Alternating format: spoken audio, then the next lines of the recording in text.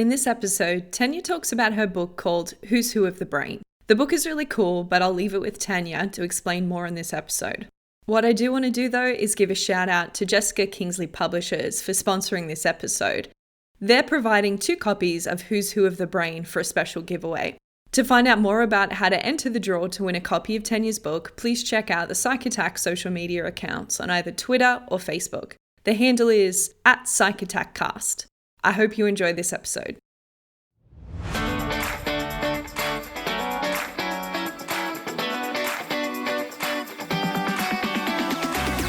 Hello and welcome to this episode of Psych Attack. I'm Dr. Jasmine B. MacDonald. Today, Dr. Tanya Hanstock and I explore mental health disorders and child development. I hope you're going well and have settled in with a warm cup of tea.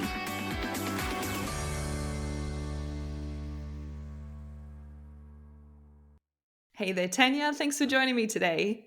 No worries. I'm really looking forward to it. Let's start with a random icebreaker question. And what I have for you today is, if you could travel anywhere and take anyone with you, where would you go and why?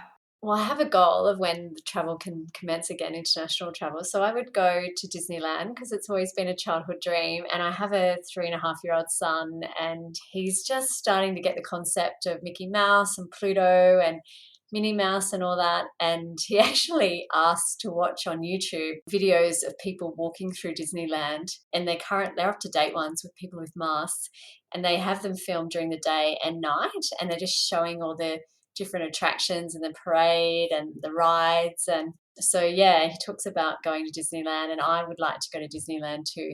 I love that answer. I think it was just last week I was watching on Disney Plus Behind the Attraction, and in the very first one, they show the footage from the day Disneyland was open and how they were just recording people walking around and enjoying all the attractions. So I love that it's like they've come full loop to do that now because of COVID. That's really funny.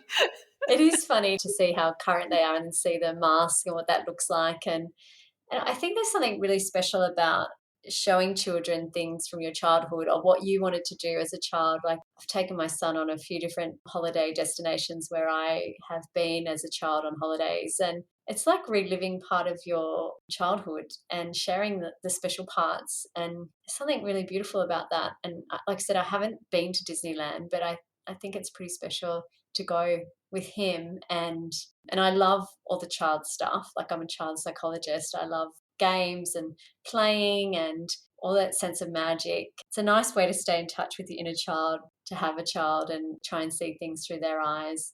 It brings it back much easier. Oh, absolutely. Yeah. Well, I look forward to hearing about that trip when you do eventually have it. That's It'll be amazing. plastered all over Facebook, yeah. You'll be able to And see so it should be. I am really excited to have a chat to you today on the show because I was thinking back to me as an undergrad student and you being one of the first clinical psychs that I had actually ever met outside of the university context, like a real person, not a lecturer. It's lovely that you remember that time. It just doesn't seem like a long time ago, but I'm thinking it was quite a while ago. We sat in that cafe and we had a conversation about your psychology pathway and what postgrad study is like, and that's my segue into asking you to introduce yourself to listeners and your background. I went to uni straight after high school, and I always wanted to work in the helping professions and something health related, and I had thought psychology looked really interesting. I think we all think that at various times. And I always got along with people. I always chatted to strangers on the bus, and people would talk to me about quite sensitive information and stuff like that. And I didn't get too stressed in an emergency or crisis. So I came from an area on the North Coast that was quite diverse in socioeconomic status. I went to public schools. Yeah, so I was surrounded by lots of different people. I saw lots of things that I kind of feel has helped me understand and probably engage clients a bit more easily. I did a Bachelor of Arts, so I actually had to do some other courses as well as psychology. So I did sociology and linguistics. And I think, like most people, you go into psychology first year in undergrad thinking you're going to do pretty much what you end up doing in postgrad. So seeing clients and learning how to work with people, and being a bit surprised that it was quite theoretical and very research focused and a lot of statistics, which luckily for me, I was not a bad mathematician. Particularly, I loved stats in high school. So found that reasonably easy, thank goodness, because it was a big part of getting through that undergraduate degree. Yeah, so I really enjoyed my time at University of New England and living in college and the whole college life. And I had, friends from where I came from, which was from Lismore, Gunnellabar area on the north coast. And in those early years, I actually really liked sociology and linguistics, and especially the development of language, so the child development stuff. But as psychology went on in second and third year, it became a bit more interesting. There's certain courses that I really enjoyed, like child development, psychopathology, like abnormal psychology, which is a bit more about mental health disorders and substance use, and so things that are a bit more clinical psychology based. So I stuck with it and became more interested as time went on, and I could see glimpses of what was coming, that I could actually do more practical clinical work. And I had an awesome honours supervisor, and my honours thesis was on acne and the psychological effects of that. And it was also looking at things like mild form of body dysmorphic disorder, and it was quite an interesting subject. And a lot of my subjects were people in the college system as well, and undergraduate students. So yeah, so I had a really lovely time in fourth year, and enjoyed research, and that was quite practically applied, clinical sort of based research. Got a reasonable honours grade and passed the interview to get into the clinical program, and started, and loved it. And remember thinking, this is what I signed up for all those years ago. This is what I thought I was signing up for in psychology in undergrad. And it's taken me, 4 years, and this is my fifth year now of study. And I was really quite behind in life experience and clinical experience, but just soaking it all up like a sponge. I didn't have to unlearn things because I hadn't learned it to begin with. So I was just learning what they told me and learning it like how they wanted me to learn it. And then my first actual job when I graduated was at a child and adolescent mental health inpatient unit. It's still the Nexus in John Hunter Hospital in Newcastle. And wow, what an amazing job that was, to be exposed to so many young people, children, adolescents, severe mental health issues or developmental issues, and associated health issues that are affecting their mental health issues. And it was the first inpatient unit for children and adolescents in New South Wales outside of Sydney. Yeah, I loved it. I actually love working with acute mental health issues. Felt very privileged to help people at that really distressing time in their lives, and to provide some form of comfort and help to them and their families. So I was there for a few years, and then I really enjoyed working in the area of mood disorders, particularly bipolar disorder, because we're seeing a lot of young people around 15 to 19 really is the average age of onset. It's hard to diagnose because it can look like many other things. So seeing clients and watching the onset and trying to get the diagnosis and the treatment sorted out as quick as possible to alleviate as much trauma and stress and suffering. And yeah, so then we developed a outpatient program in the community called the bipolar program, and we were located with an early psychosis service and seeing a lot of clients and doing a lot of therapy. And then I did an outpatient outreach clinic to Singleton. From there, I went to Wagga, and that's where I worked as a youth mental health worker, working with the community mental health team, the adult team, and the CAMS team. And then they nicely let me one day a week to Riverina Headspace, where I worked with that amazing team and working with young people, doing assessments and therapy work. When I was doing the doctorate, I did a lot of tutes and a lot of marking. So I did a lot of learning some academic skills that way. And then when I was in Wagga, the same, I was doing lectures and workshops and doing some online courses and things like that. So I've kind of tried to keep my feet over both sides of the fence of academia and clinical work, because I really feel they both help each other. Like I really love teaching young psychologists and clinical psychologists. And I always like doing research. So I've always been publishing during that time as well, sometimes case studies, sometimes actual bigger projects. Yeah, so that's probably me in a nutshell. It's probably pretty long. I probably missed a little bit in there because I actually went from Wagga back to work back at University of New England running the clinical and health psychology program that I had been a student in, which was surreal. That's pretty cool.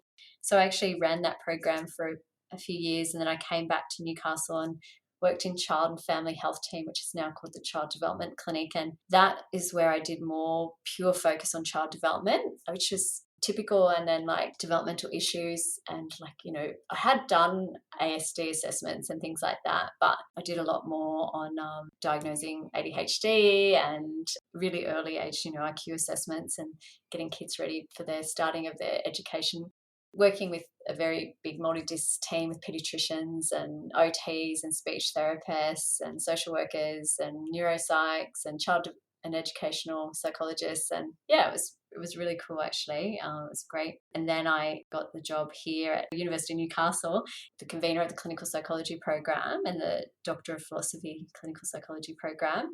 So I always say to people, I have been a full-time clinician and a part-time academic, and other times I've been a full-time academic, part-time clinician, and I just balance them out a bit. But I definitely feel like that's a good fit for my skill set. I really kind of describe myself as jack of all trades, master of none. I really can do lots of different things. I like that diversity, and like I said, I feel like it helps me be a better clinician when I'm doing active research, and also having all those clinical skills and clinical knowledge helps me think about what research is really needed and what's, you know, the best way of doing things with participants, and making it as applied and translational as possible. The key model that we work with in psychology is a scientist practitioner model, and everything that you've just described is this beautiful example of taking both really seriously and integrating them. You know, most of us who've trained in psychology have been really interested in that, but it's really hard to pull off. It is. It's not easy. And you have to kind of live two lives in the one. You know, you really are working at two careers in the time you can do one. So sometimes you don't look that great in one versus the other. So it's an interesting concept. And I always just be mindful when people are comparing my publication rate, which isn't too bad, but it can look like, if you're a pure academic, it might be like, oh, that's okay. But, you know, but then as a clinician, you go, oh, wow, that's like quite good. So you just kind of put it in context. I had a win in publishing from my honours thesis many years ago. So I published 2 papers from my honours thesis. That first one I remember accepted straight away and had quite positive feedback. And there was a few things we had to change from both reviewers. But my supervisor said to me, you know, you've had a really easy run this first go, and you'll think it's easy, but it's not this easy normally. You normally get rejected, and then you have to reformat it to another journal, and it can That's good deter you. supervision. That's, Yeah, he setting was trying to realistic tell me expectations. that, you know, this isn't what always happens, and you've been a bit lucky, and you know, so, but it did create this interest of mine in publishing, and so I always kept up my publishing even when I worked full-time in clinical settings where research wasn't really a requirement. But I luckily worked with people that were quite academic minded, and also always, you know, encouraging great evidence-based practice and educational programs within our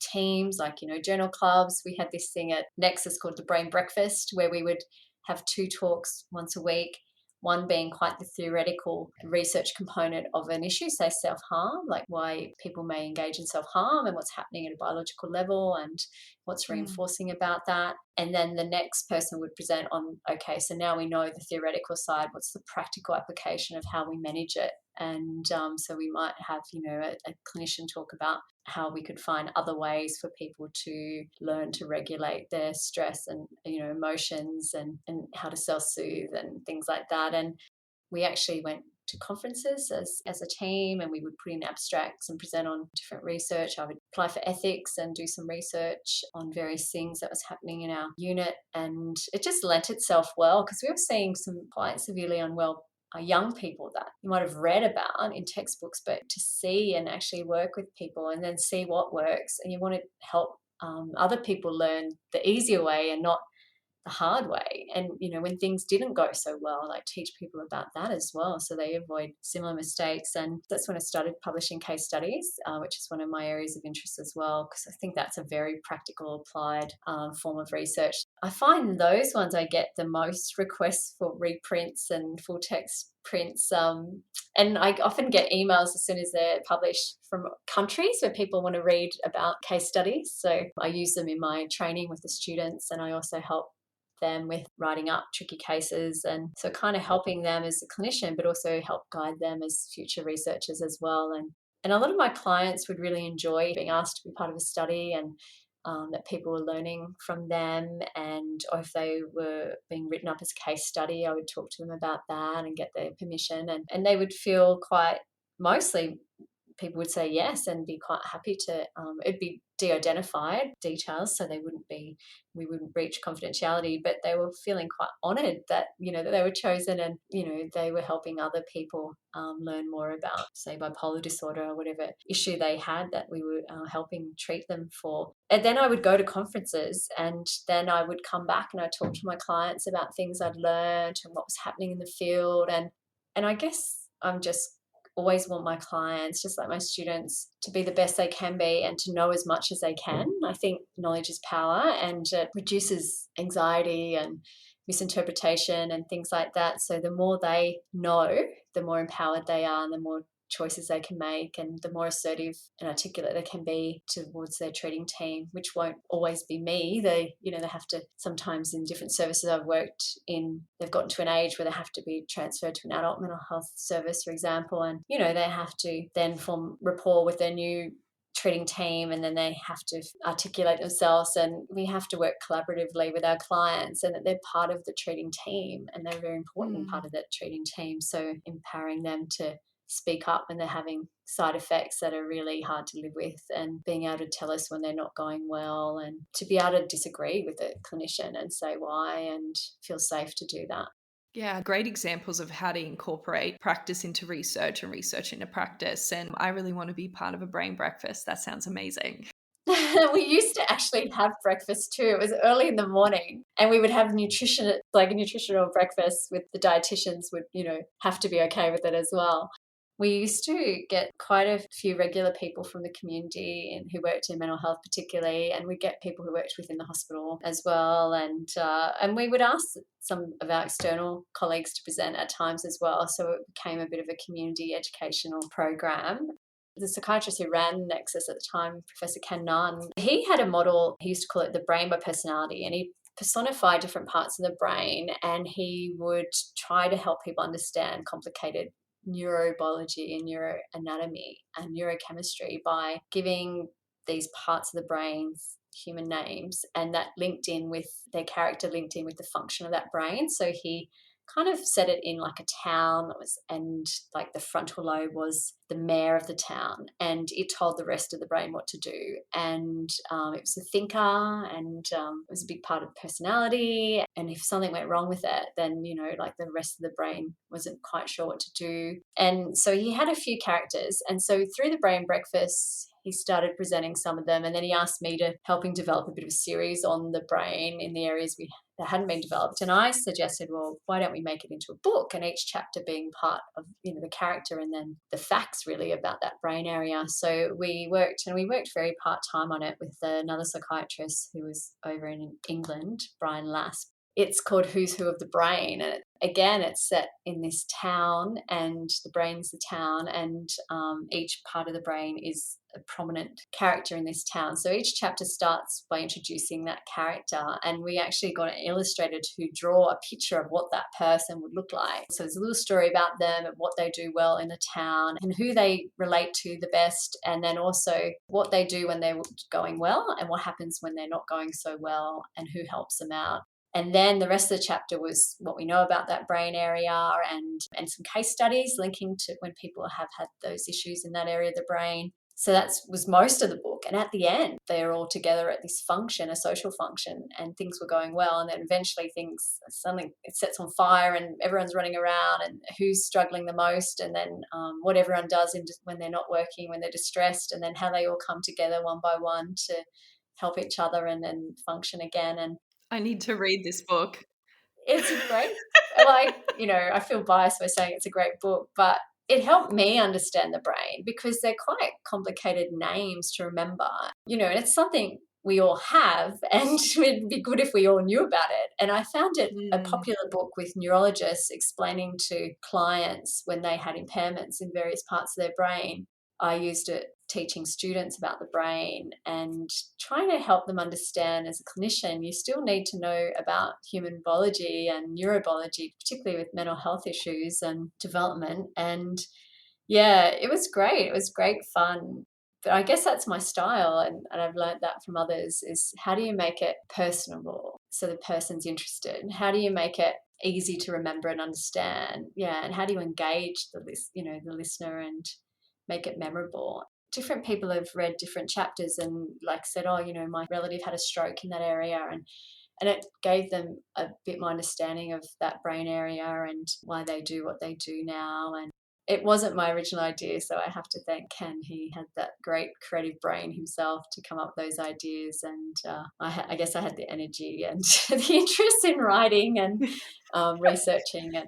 But it sounds like the trend of the things you've done in your career, where it is very team focused rather than trying to just pursue things alone. Yeah, because that would never work. Even clinically, you have to work within the team, and you often work in co-therapy. I find, you become part of this treating team for clients, and it's really a powerful experience when you're working with team members and a client's getting better. And clients might not know this, but you still think about them, and you have this one-way relationship with them where you know about them and they don't know much about you, and then you finish that relationship, when they no longer need you, and they've gotten better, and that's a sort of sign of a good therapist. You make yourself redundant, you teach them as much skills and give them much help that they will get better, and you give them a good experience so that they will try other psychologists in the future if they need to. Yeah, so it's really nice when I see a client and see that they're doing well. I run into one of their family members. It's such a nice thing to hear,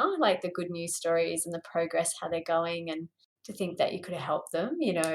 Yeah, I tell my students that because I think they get worried they're going to do harm, and they're worried about chronicity of mental health issues, and they're worried about Mm. clients attempting suicide or completing suicide, and it can be a very risky patient population. And so I think they need to hear the good news stories, and that people can get better and do really well, and to tell your other clients about great outcomes for That's a others. great point.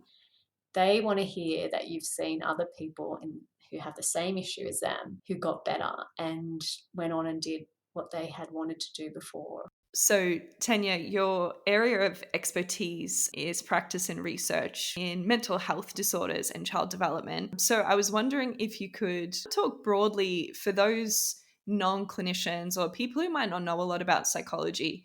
I think it's a really important area and time. And I guess I'm also passionate really about early development and early intervention and how to help someone's trajectory. So getting in early when mental health symptoms first appear, and sometimes what they first look like is very different than what they eventually end up having as well. So we see a lot of young kids looking like they have ADHD symptoms, for example, and that may go on to develop to be a lifelong ADHD picture, but for some it may change to more of a mood disorder, or some may go on to a pathway that eventually they might have down the track more psychotic disorder. So, and whether they've continued to have comorbid ADHD or if that's just how it looked at the beginning. Or I find that the concept of the developmental changes of presentation over time really interesting. So basically I treat and research in any area that's sort of in the DSM-5. So that's our Diagnostic and Statistical Manual on Mental Health Disorders. So I'm kind of really interested in the assessment, picking up symptoms early, and then also researching what is the best treatment from a psychologist in that area. And some of the work I do is looking at things like we might use a traditional model of CBT for a client, but we might have added a few extra components like mindfulness or some aspects of ACT, and then seeing how that goes. I do have a very specific interest in bipolar disorder, and that, as I said, came from working with a lot of young people at Nexus. And I find what I'm interested with that disorder is because it's such a varied presentation. So if you had bipolar disorder and you present in an unwell episode, often that would, for most people, it's presenting in the depressed phase. So they alternate in mood. So most of us, would be in a mood that we would call euthymic, which is sort of more middle ground. It means you can have some slight ups and downs as life gives you stresses and great things. And when people with bipolar, they have these episodes where they can have euthymia, but they can also have these really low periods. They can have mild or major depression. And then they have some high elements so that their mood's elated, and that is like hypomania if it's not so severe, and then full-blown mania, which is quite profound to see in someone where they're not sleeping and they're even not eating, and they're just goal focused, and they might be doing more risk-taking behavior than normal, and they might be more talkative, and they might spend more money, and might just do things that just, as I said, is out of character to them. So I guess it depends on when you see the person. That's why you've got to really see them over time to see the changes, because if you just see them in a snapshot, you could make a diagnosis that's incorrect. You could just you see them when they're depressed and you think, oh, they've got depression, and they've got a unipolar depression, and then antidepressant medication may elevate them to an elevated mood. So sometimes you don't realize someone's got bipolar until you see them treated for depression, and then it's set off this hypomania or mania, and then it continues and hasn't sort of settled, and then there's this cyclic pattern between those mood states. And some people in their mania can get so quite high and elevated they end up with psychotic features as well. And then you can have a mixed mood where you're both depressed and hypomanic or manic at the same time, and that's a really dangerous mood. So when people are quite depressed, they're more likely to have suicidal thoughts. But if they're depressed, sometimes they don't have the energy and motivation to plan how they would go through with those thoughts. But if you have the high energy and the depressive thoughts, it's a really difficult combination, because you do then have the energy and the goal-directed behavior to pursue that. And so It's a very difficult mood state for a lot of people. I like doing research in that area because the majority of people with bipolar disorder, it's normally like a 10-year delay in correct diagnosis, because it is such a difficult presentation and it's so varied. So they can get diagnosed with other disorders like personality disorder, borderline personality disorder, or people may presume that they're taking substances when they're not. Their high mood can look like someone under the influence of substances.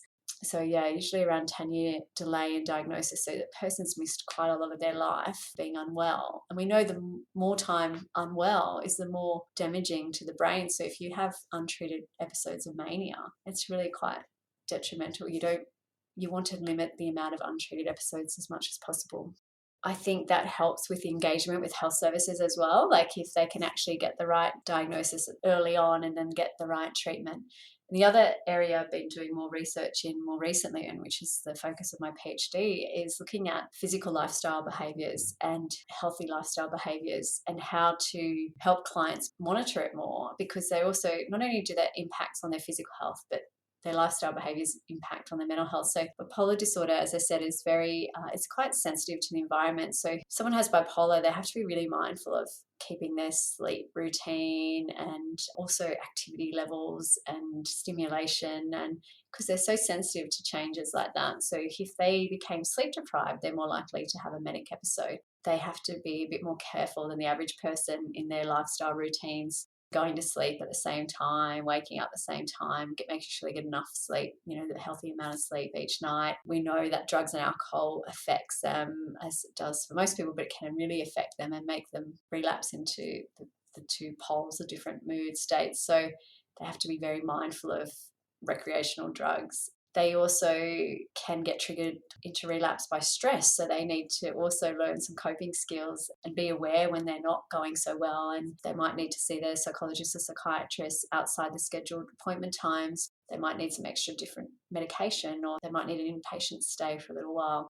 Lifestyle factors are really important in people with bipolar, but also we know that people with bipolar disorder can live 12 to 20 years less than someone without bipolar disorder. And the main reason for that is due to the effects of preventable health disorders. So we know that people with bipolar disorder are more likely to have a lifestyle that is also associated with health complications like diabetes and cardiovascular disease, cancer, and things like that. So that's the other aspect of my research, is helping people monitor their healthy lifestyle, be aware of the effects of it on their mental health disorder, but also their health long-term and their lifespan long-term. Because, 20 years is a lot of life to miss for them and their loved ones. And combine that with the 10 years of diagnostic delay, and they may have self-medicated during that time. We're talking now 30 years of affected time. And that's saying if they just get the diagnosis correct and their treatment works, and Right. they may not realize the effects of their lifestyle behaviors on the mental health disorder, but also their quality of life long term. So some of the work I've been doing is looking at things like having participants with bipolar disorder wearing Fitbits and getting them to monitor their sleep and the quality of sleep, and also things like activity level. So if we're looking at our sleep and we're looking at activity levels, we're more likely to be mindful of that and to make sure we get more sleep and we do more steps and things like that. We were using that for a year, so a bit of longitudinal study with adults with bipolar disorder to see if they could actually, if these sort of objective data was helping predict signs of relapse, early signs of relapse, and how early we could pick that up so that people with bipolar disorder could actually start monitoring themselves easier. And also getting that instant feedback, getting that graph and getting that reminder and getting the rewards for how many steps they take and reaching a certain threshold of that. I think when people get unwell, it can be hard for them to trust other people's feedback. So I think the objective measure showing them this real life data would hopefully be more believable. If they don't trust, if it's part of their illness, that they might be starting to get a bit paranoid about what people are saying, or that people have other motivations to tell them stuff. They would see their own data and, objectively and believe that, and then ask for help or change some of their lifestyle behaviors themselves. So empower them more again and improve their self-efficacy. Yeah, that's the area that I've sort of more recently been moving into with my research. Super interesting. The delay between people seeking treatment and also that delay in diagnosis, as well as that mortality gap that you talk about in your research. Yes. These things really blew my mind when I was reading your work and got me kind of instantly interested in paying attention of this is something that needs the focus that you're putting into it. One of the things I did want to ask was around, it was in the chapter that you had written about bipolar, and you were saying that pregnancy is a trigger for onset of bipolar symptoms and also a trigger for relapse. And listening to you, it sounds like that's likely because of the stress that might come along with pregnancy. Is that the case, or is there something else there? Yeah, there's a number of risk factors. So one's hormones. So for women, we know that some of the risky times for onset is puberty, hence the 15 to 19 age range we often would see. So we see a lot of adolescent girls developing bipolar disorder, particularly around that time. Pregnancy, again, another hormone-related time, and menopause. Interesting. We don't see a lot of bipolar in prepubertal children.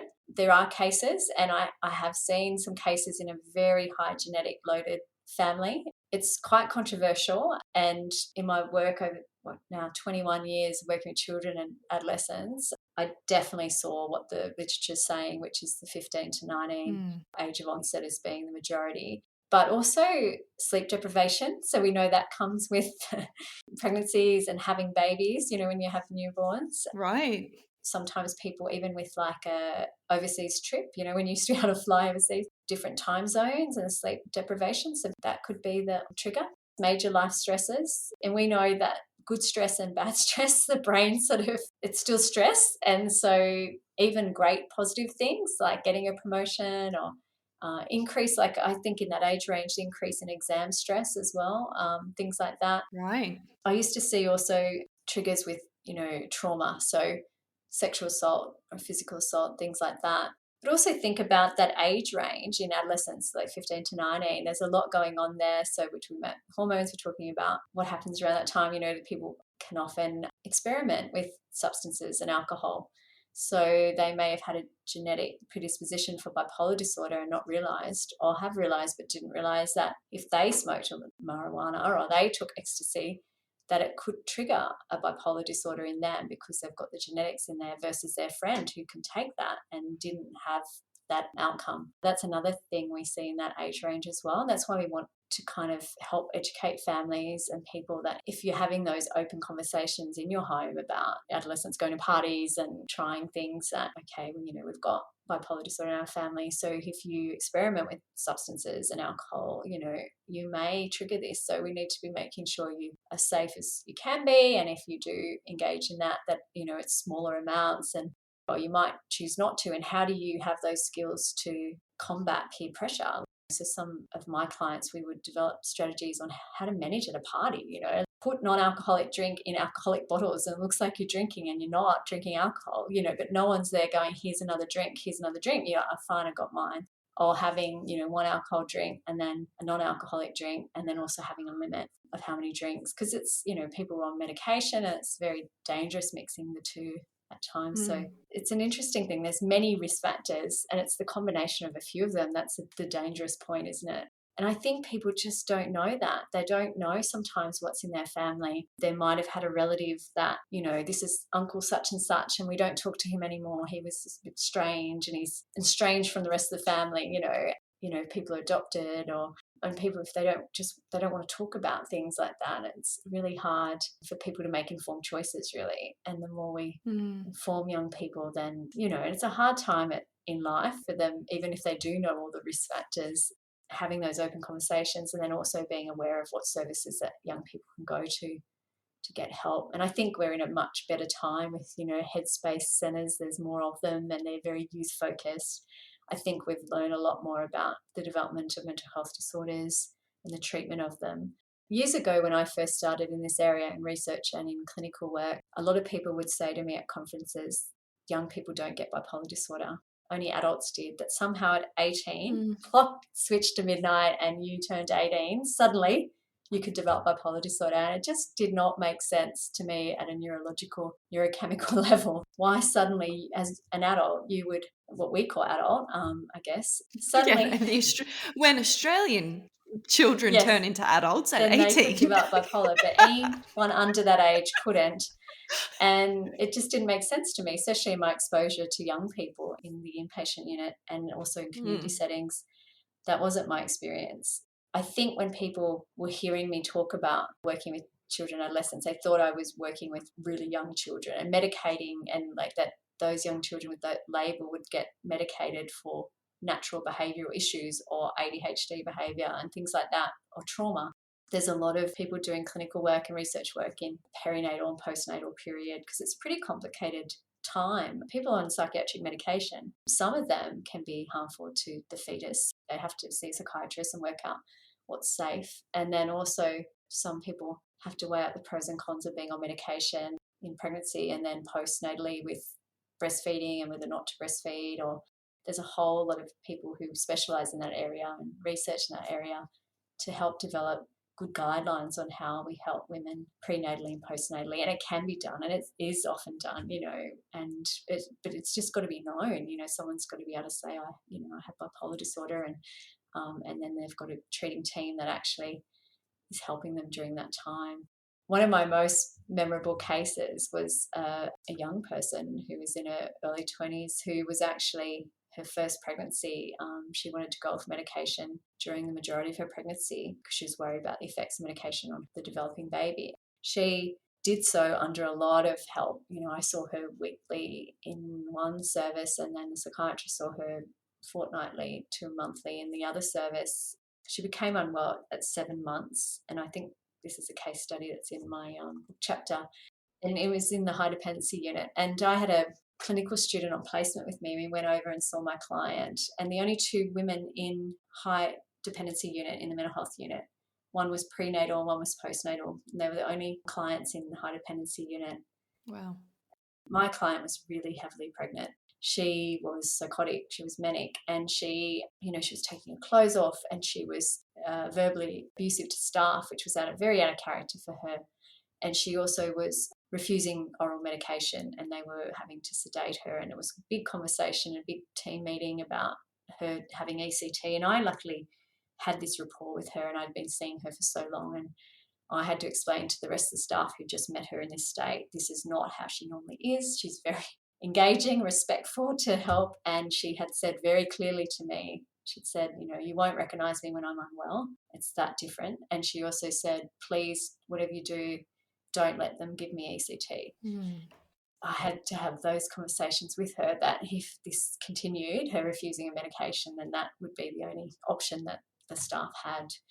And just having that conversation gave her power to actually decide to take the medication. And then with the medication, she got better within a month. And the end of her pregnancy, she was living at home and coming back as an outpatient. And she actually got to have her baby in the hospital. she got to go to the maternity ward and she was well. She was euthymic again. There was a stage where she was unwell and there was going to be a possibility that she delivered the baby and then came back to the psychiatric unit and the baby was left on the maternity ward and she would get to visit the child, but she wasn't with it. And that was worst case scenario for all of us. And as you know, with attachment and her maternal health and the babies. So, and I luckily got to go visit her in the inpatient unit daily and work with staff and be part of the big treatment team discussions, and because of course child protection was involved, right, and they were quite reassured when they, we did a home visit and saw how she was preparing her house for baby's arrival. And it was such a good news story that she got to have her baby and they got to be together, and also that she was so well. And that was a lot of work with, luckily, the public health system and working together as a group of clinicians and services that we could monitor her so quickly. That fact, when she got unwell, it was so quick that she got into hospital. But I remember coming back to where I worked with my student after we'd gone in to first see her, and we saw the lady who was psychotic postnatally and my client who was psychotic and manic prenatally, and my team leader saying, "What do you think now about having children?" And our eyes were just wide open. We just hadn't realised how risky a time it was, I think, to see it happening like that, and how hard it is for some women. But it's nice to hear that, you can help people in that really hard time and that things can go much better than what they were before. So, yeah. and from all accounts, I've heard that client went on and became, a lovely mum, and the little baby grew up well. And yeah, so it was great to be part of that. It really speaks to the importance of having a plan with the client around when you're unwell. What's your preference for treatment? How do you want to be supported? What are the things that are going to be useful for you? What are the things that are really not going to be useful for you? For you to be able to use that and sit with her and have that conversation, that's pretty powerful, Tanya. Yeah, I was at the right place at the right time. And I think because we had so many months of working together, I was kind of also having to remind staff that, like, it must be such a scary, confusing time. And our staff, were great. They were used to working with clients with mental health issues, acute episodes. And it must be that scary to be psychotic where you can't trust what your senses are telling you. You can't trust what your brain is telling you. If you have someone that you do trust that hasn't let you down or does tell you how it is and, is truthful, and you have some faith in that, I think that really helped. And to be able to have that conversation about that she has a choice to determine where things change to, she had enough insight still to make the right decision that she wanted all along, which was not to have ECT. And in other cases, I've had clients have ECT and they've been quite happy with the outcome. And to have that, for some people, it's life-saving. Yeah. And some people, there's just no choice but that. I think we had the time, we had the relationship, and she was very insightful. And actually, that case was the first time I ever met anyone who never had lows. She actually only had highs, and psychotic highs when she had really quite large highs. And I got that confirmed by a previous psychiatrist of hers that she had actually given me consent and permission to contact, and he had never seen her depressed either.